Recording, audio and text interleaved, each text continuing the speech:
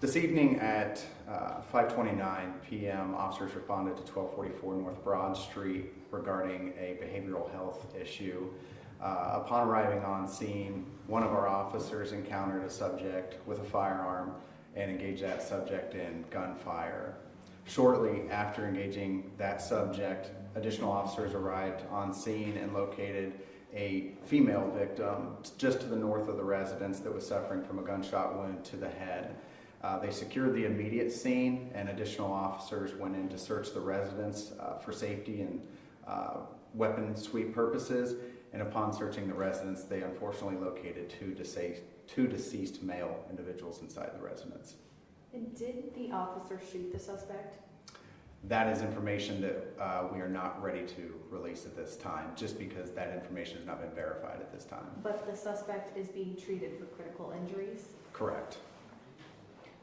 Going off of that, are you considering the male who the officer encountered a suspect? That male is in custody while we investigate the homicide.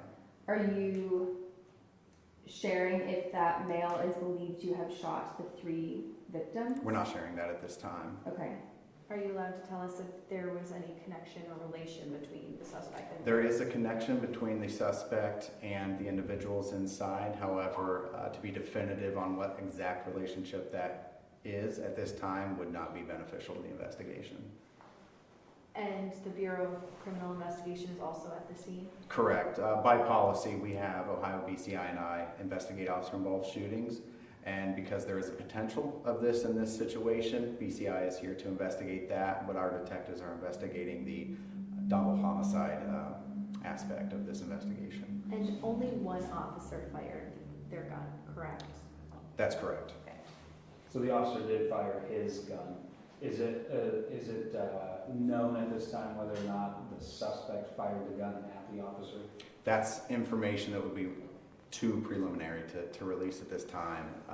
We just don't have all our facts together to release that out yet. Oh, sorry. I just want to clarify from Carly's initial question.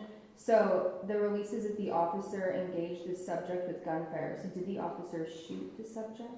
Again, that's information that we have not verified at this time. We have an idea of what occurred, but we still have ballistics and forensics to run before we can definitively say what happened. Okay. Did the suspect have a gunshot wound?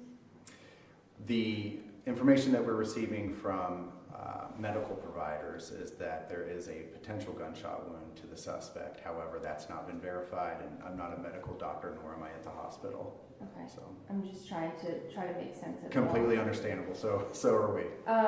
The 3 victims, are they all adults? The 3 victims are adults. Okay. And the suspect? Suspect is an adult, 26-year-old male. Okay. And what can you say just about the fact that this happened in the community? Well, the call came in as a behavioral health call, and we all know that those are at the forefront of issues that law enforcement deal with. They're extremely difficult situations to encounter. To get into the personal relationships of people there, and this specific incidents would just, again, like I said, be a little bit too soon. But those calls are always the most difficult. You're not dealing with reason, you're not dealing with logic. And from what I understand and what I trust from my officers is that they encountered a very dynamic situation right off the rip, and that is not an easy thing to do. So kudos to my officers for handling it the way they did, but that is one of the most difficult calls you can go on. When you're receiving a behavioral health call like that, what's the protocol for the department in responding to that? Because I know you said there was one officer that arrived first. Sure. Is that protocol for a situation like that? That's a great question. So behavioral health, it's not like you can say, hey, a bank robbery occurred, so we need to send 4 officers, or there's a gun involved, we need to send 8 officers. A behavioral health call can be anything from a family member disagreeing with somebody and acting out of the ordinary, all the way to an incident involving a firearm. What I can confidently say on this one is it came in as a behavioral health call with some issues inside the home, some arguing. The specifics of that I'm not even all that confident of, but I can tell you the priority level of the call was not engage someone with a firearm as soon as you get there. I can tell you that the priority level of the call led our officers to believe that they could arrive as according to procedure for that type of call. Who was the initial 911 caller? That information I don't have at this time. You mentioned that the woman who was found in the north of the residence had a gunshot wound to the head. The two deceased men inside, any indication of where they may have been shot? No, I'd be speculating. I heard a few different things on scene, but again, I'd be speculating to that, and I'd hate to do that to the investigation. Anything else you would like to add? Can you talk a little bit about, when you had an officer show up to the scene by themselves and engage in gunfire with a suspect?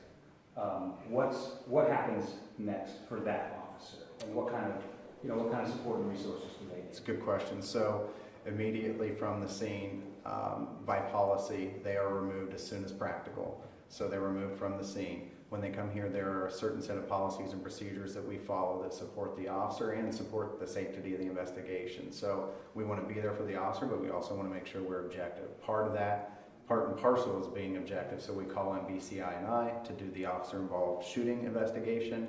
But then the officer will spend time here while we make sure we are step in toe, crossing all our T's, dotting all our I's with our policy and that officer. But we do offer officer wellness initiatives here where they can be in contact with counselors, they can be in contact with peer support, they can be in contact with critical incident response units. So all of that will be offered to the officer.